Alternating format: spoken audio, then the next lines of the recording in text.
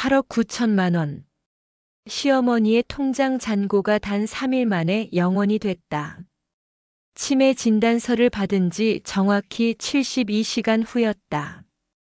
그리고 정은주 씨는 우연히 설치해뒀던 CCTV 영상을 보고 말았다. 화면 속에는 시어머니의 친딸, 그러니까 남편의 친누나가 어머니 방을 뒤지고 있었다. 은주 씨는 결혼 17년 차 평범한 주부였다. 시어머니 박순자 씨는 70대 중반의 건강한 분이었다.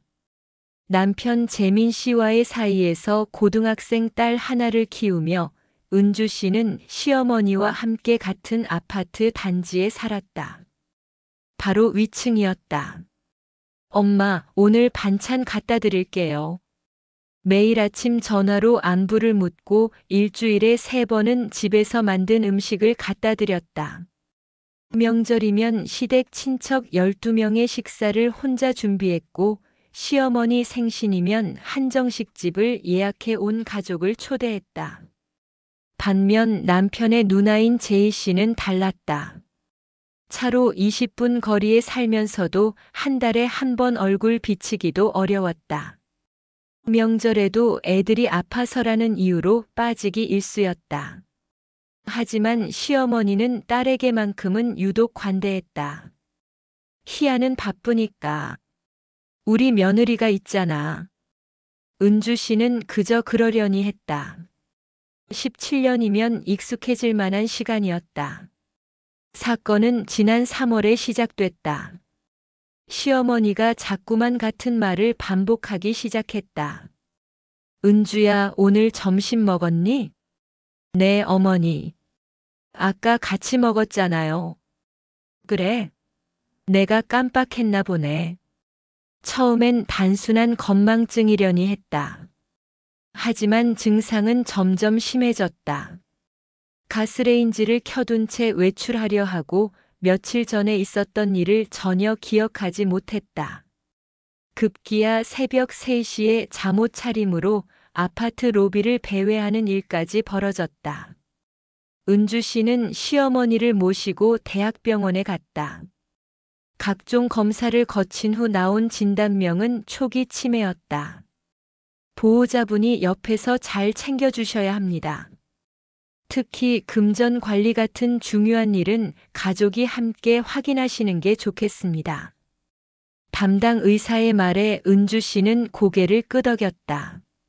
집으로 돌아와 남편에게 이 사실을 알렸고 남편은 누나에게 전화를 걸었다. 누나, 엄마가 치매 판정 받으셨대. 우리 앞으로 더 신경 써야 할 것 같아. 어머, 그래? 알았어. 내가 시간 내서 갈게. 그날 저녁 제이 씨는 정말로 시어머니 집에 나타났다. 17년 만에 보는 가장 빠른 방문이었다. 엄마, 괜찮으세요? 많이 놀라셨죠? 제이 씨는 시어머니 손을 꽉 잡고 눈물까지 글썽였다. 은주 씨는 그 모습이 조금 의아했지만 딸이니까 당연하다고 생각했다. 오히려 다행이라고 여겼다. 엄마, 이제 통장 같은 거 관리하기 힘드시죠? 제가 좀 도와드릴게요. 제이 씨의 말에 시어머니는 고개를 저었다. 아니야. 나 아직 멀쩡해. 그냥 가끔 깜빡할 뿐이야. 엄마, 의사 선생님이 금전 관리 조심하라고 했잖아요. 은주 씨가 조심스럽게 거들었다. 하지만 제이 씨는 차갑게 쏘아붙였다. 이건 우리 친정 식구 일이니까 올케가 나설 일은 아닌 것 같은데요. 그날 이후 제이 씨는 일주일에 2~3번씩 시어머니 집을 방문했다. 17년간 한 달에 한 번도 오지 않던 사람이 갑자기 효녀가 된 것이었다. 어느 날 은주 씨는 시어머니 집 거실에서 이상한 것을 발견했다. 서랍장 서랍들이 제대로 닫히지 않은 채 삐뚤빼뚤해져 있었다. 장롱 문도 완전히 닫히지 않은 상태였다. 어머니, 어제 뭐 찾으셨어요? 아니, 나 아무것도 안 뒤졌는데. 시어머니는 고개를 갸우뚱했다. 치매 때문에 본인이 한 일을 잊어버렸나 싶었지만 뭔가 찝찝했다. 은주 씨는 혹시 모를 상황을 대비해 소형 CCTV를 하나 설치했다. 시어머니의 안전을 위해서라고 스스로를 합리화했다.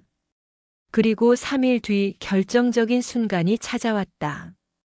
오후 2시. 은주 씨가 딸의 학교 상담 때문에 외출한 사이였다. 핸드폰으로 CCTV를 확인하던 은주 씨는 화면을 보고 숨이 멎는 것 같았다. 제이 씨가 시어머니 방에 들어오고 있었다. 시어머니는 거실 소파에서 졸고 계셨다. 제이 씨는 조용히 방문을 닫고는 장롱을 열기 시작했다. 옷가지들을 마구 꺼내더니 장롱 맨 안쪽에 손을 넣었다. 통장이었다. 제이 씨는 서랍장도 뒤졌다. 도장을 찾는 것이었다. 10분쯤 지나자 제이 씨는 통장과 도장, 그리고 신분증까지 들고 방을 나갔다. 거실에서 자고 계시는 시어머니를 힐끔 보더니 현관문을 조용히 열고 나갔다. 은주 씨의 손이 떨렸다. 당장 달려가야 하나? 하지만 학교 상담은 이제 막 시작됐다. 일단 상담을 마치고 바로 시어머니 댁으로 향했다. 어머니, 오늘 제희 언니 오셨어요? 제희? 아니, 안 왔는데? 시어머니는 정말로 기억하지 못했다. 은주 씨는 서둘러 방으로 들어가 장롱을 확인했다.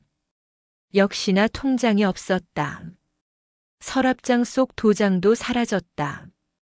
다음 날 은주 씨는 남편에게 CCTV 영상을 보여줬다. 여보, 이것 좀 봐. 영상을 본 재민 씨의 얼굴이 굳었다. 누나가 왜 이러지? 당장 전화해봐요. 통장이랑 도장 왜 가져갔냐고. 재민 씨는 떨리는 손으로 누나에게 전화를 걸었다. 한참을 기다린 끝에 제이 씨가 받았다. 누나, 엄마 통장 누가 가져갔어요? 내가 가져갔어. 왜? 왜 가져간 거예요? 엄마한테 말도 없이? 엄마가 치매잖아. 당신 와이프가 슬쩍하면 어떡하려고? 내가 친딸이니까 내가 관리하는 게 맞지. 은주 씨는 전화기를 빼앗다시피 들었다. 언니, 지금 저 의심하시는 거예요? 17년간 어머니 모시면서 제가 단 한 번이라도 그런 적 있었어요? 아니, 그게 아니라. 어쨌든 이건 친정 식구 일이니까. 올케가 관여할 일 아니야. 그럼 잔고가 얼마인지는 알고 계세요? 제이 씨는 잠시 말을 멈췄다. 그건 내가 확인해 볼게. 전화를 끄는 은주 씨는 불안한 마음에 직접 은행을 찾아갔다. 시어머니를 모시고 가서 잔액 조회를 요청했다. 은행원이 건넨 통장 사본을 보는 순간 은주 씨는 그 자리에서 주저앉을 뻔했다. 잔액 영원. 3일 전만 해도 8억 9천만 원이 들어있던 통장이 텅 비어 있었다. 거래 내역을 확인하니 바로 어제 전액이 인출된 것으로 나타났다. 어머니, 어제 은행 가셨어요? 은행? 나 안 갔는데? 시어머니는 정말로 기억하지 못했다.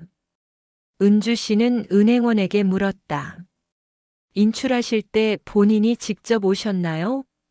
네, 고객님께서 직접 오셔서 전액 인출하셨습니다. 보호자분도 함께 오셨고요. 보호자. 제이 씨였다. 은주 씨는 그 자리에서 남편에게 전화를 걸었다. 남편도 경악했다. 뭐? 9억이 다 없어졌다고? 언니한테 당장 전화해요. 지금 어디에 쓴 거냐고. 재민 씨가 누나에게 전화를 걸었지만 받지 않았다. 문자를 보내도 읽심만 할 뿐이었다. 다음 날 아침 겨우 연결된 전화에서 제이 씨는 태연하게 말했다. 엄마 돈 내가 관리하고 있어. 왜? 관리가 아니라 다 인출했잖아요. 9억이나 되는 돈을 왜 마음대로? 마음대로? 나 친딸인데 뭐가 마음대로야? 엄마가 나한테 맡긴 거야. 엄마는 치매시라고요. 제대로 판단도 못 하시는데. 그러니까 내가 관리하는 거지. 옳게 당신이 왜 나서? 당신 돈도 아니잖아. 은주 씨는 참았던 감정이 터져 나왔다. 17년이요, 언니. 17년간 제가 어머니 모셨어요. 언니는 명절에도 안 오면서 이제 와서 친딸이라고요? 그 돈이 어떻게 모인 건지 알아요? 아버지 돌아가시고 어머니가 작은 가게 하시면서 30년간 악착같이 모은 거예요. 제이 씨의 목소리가 차갑게 식었다. 그래서 당신이 효도했으면 착한 며느리 상이라도 받고 싶어. 어쨌든 법적으로 이 돈은 내 거 맞아. 엄마 상속인은 나랑 내 동생이니까. 어머니는 아직 살아계세요. 치매 환자잖아. 어차피 요양원 가실 거고 그럼 돈 엄청 들어가. 미리미리 정리하는 게 맞다고. 전화가 끊겼다. 은주 씨는 그 자리에서 눈물을 쏟았다. 은주 씨는 변호사를 찾아갔다. CCTV 영상과 은행 거래 내역을 모두 가져갔다. 현재 시어머님이 치매 진단을 받으신 상태라면 의사 능력이 제한된 상태에서 이루어진 재산 처분은 무효가 될 수 있습니다. 특히 보호자가 동행해서 인출했다는 점이 문제가 되겠네요. 변호사의 말에 희망이 보였다. 은주 씨는 곧바로 성년 후견인 신청을 진행했다. 그리고 제이 씨를 상대로 부당이득 반환 청구 소송을 제기했다. 법원은 시어머니에 대한 감정을 실시했고 결과는 명확했다. 돈을 인출할 당시 시어머니는 의사 결정 능력이 현저히 떨어진 상태였다. 제이 씨가 치매 진단 직후 갑자기 나타나 통장을 가져간 정황, CCTV에 찍힌 몰래 물건을 뒤지는 모습, 그리고 무엇보다 본인의 어머니를 속여 전 재산을 인출한 행위. 6개월 후 법원은 은주 씨의 손을 들어줬다. 제이 씨는 인출한 8억 9천만 원 전액과 지연이자까지 반환하라는 판결을 받았다. 이건 횡령이나 다름없습니다.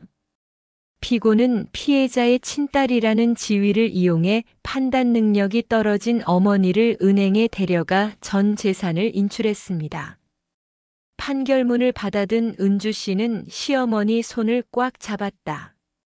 시어머니는 이 모든 상황을 정확히 이해하지는 못했지만 며느리의 눈물만큼은 알아보는 것 같았다. 은주야, 고생했어. 그 한마디에 은주 씨는 17년간 참았던 모든 감정이 한꺼번에 쏟아져 나왔다. 제이 씨는 항소했지만 기각됐다. 결국 돈을 모두 돌려줘야 했고 형사 고발까지 당해 집행유예를 선고받았다. 재민 씨는 누나와 연을 끊었다. 형부 미안해. 내가 누나를 잘못 봤어. 지금 시어머니는 은주 씨 부부와 함께 살고 있다. 성년 후견인은 은주 씨가 맡았다.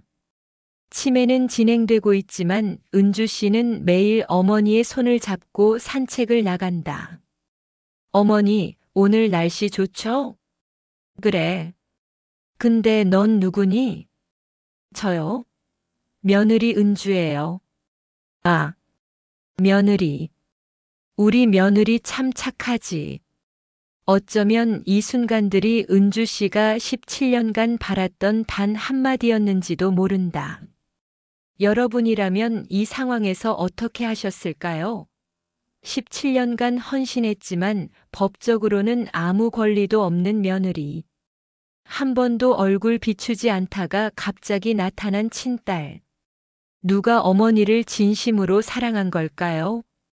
댓글로 여러분의 생각을 남겨주세요.